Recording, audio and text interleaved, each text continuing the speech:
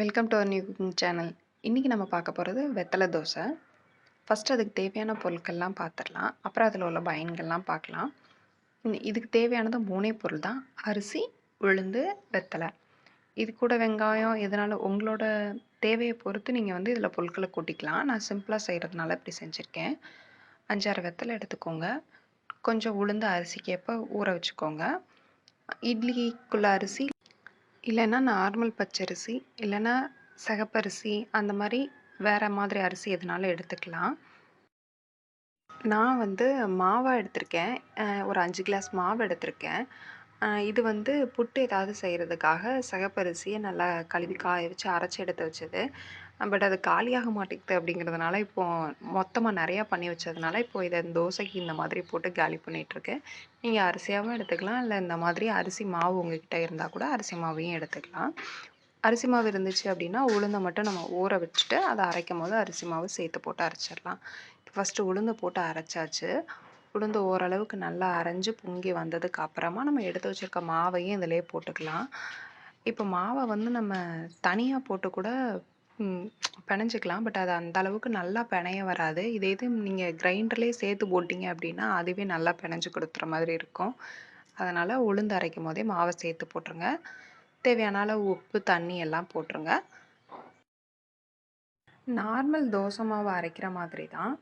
இதுக்குன்னு ஸ்பெஷலாக ஒன்றும் இல்லை. இப்போ நார்மலாக உங்கள்கிட்ட இட்லி மாவு இருக்குது அப்படின்னா நீங்கள் டேரெக்டாகவே வெத்தலையை மட்டும் மிக்சியில் போட்டு சுற்றிட்டு அதுக்கப்புறமா தோசை சுட்டுக்கலாம்.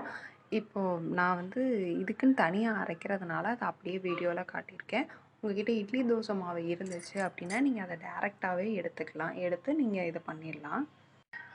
நான் எதுக்காக இப்படி மாவு அரைக்கிறதையும் சேர்த்து காட்டினேன் அப்படின்னா, நீங்கள் இந்த மாதிரி மாவு திரிச்சு வச்சுருந்து உங்களுக்கு அது வந்து யூஸ் ஆகலை, நீங்கள் நிறைய புட்டுக்குன்னு திரிச்சு வச்சு யூஸ் ஆகலை அப்படின்னா, அதையும் நீங்கள் இப்படி இட்லி தோசைக்கு கூட பயன்படுத்திக்கலாம். அதுக்காக தான் நான் இதையும் சேர்த்து காட்டினேன். இது நாள் அரைச்சி நல்லா மாவை ரெடி பண்ணி வச்சாச்சு. இது ஓரளவுக்கு நல்லா புளிச்சு வந்துருச்சு.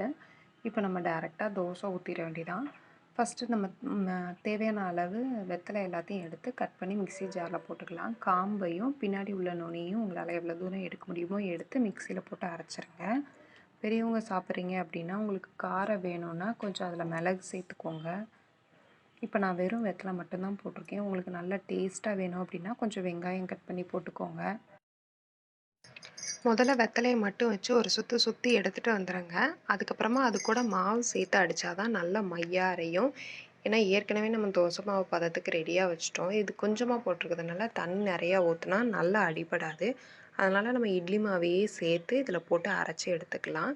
எடுத்துகிட்டு தோசை மாவு பதத்துக்கு கலந்துக்கலாம். வெத்தலையில் வந்து இரும்பு சத்தும் கால்சியமும் அதிகமாக இருக்குது. ஆன்டி ஆக்சிடென்ட்டும் நிறையா இருக்குது. நம்ம உடம்புல சுரக்கிற 24 அமினோ அமிலம் வந்து அந்த வெத்தலையில் இருக்குதாம். அதனால தான் அதை நம்மளை சாப்பிட்ட பிறகு சாப்பிட சொல்லியிருக்காங்க. அந்த காலத்தில் தாம்பூலம் மாதிரி. அப்படி சாப்பிடும்போது நமக்கு வந்து அந்த அமிலம் வந்து டைரெக்டாகவே உள்ளே போகிறதுனால சீக்கிரம் செரிமானம் ஆயிடுது. இப்போ நம்ம தோசை ரெடி ஆயிடுச்சு. நம்ம வெத்தலை தோசையை ஊற்றியாச்சு. சளி இந்த மாதிரி பிடிச்சிருக்கும் போது குழந்தைங்களுக்கு வந்து ஒய்யாமல் கஷாயம் மாதிரி அவிச்சு கொடுத்தோம் அப்படின்னா நமக்கே ஒய்யாமல் குடிக்கும் போது அது பிடிக்காது. இந்த மாதிரி தோசையில் போட்டு கொடுத்துட்டோம் அப்படின்னா லைட்டாக வாசத்தோடு அப்படி கொஞ்சம் வித்தியாசமாக சாப்பிட்ட மாதிரியே ஆச்சு. நீங்கள் இதை ட்ரை பண்ணி பாருங்கள். ட்ரை பண்ணி பார்த்துட்டு எப்படி இருக்குன்னு சொல்லுங்கள். நீங்கள் பூஜைலாம் பண்ணிவிட்டு வீட்டில் வெத்தலை நிறையா இருக்குது அப்படின்னா இந்த மாதிரி வெத்தலை தோசை பண்ணுங்கள். வெத்தலையை நிறையா விதமாகவும் நம்ம சாப்பிட்லாம். இந்த மாதிரி எடுத்துக்கிட்டால் கொஞ்சம் டிஃப்ரெண்ட்டாக இருக்கும். இந்த தோசைக்கு தேங்காய் சட்னி, தக்காளி சட்னி 2மே நல்லாயிருக்கும். உங்களுக்கு எது பிடிச்சிருக்கோ அதை வச்சு சாப்பிடுங்க. தேங்க்யூ.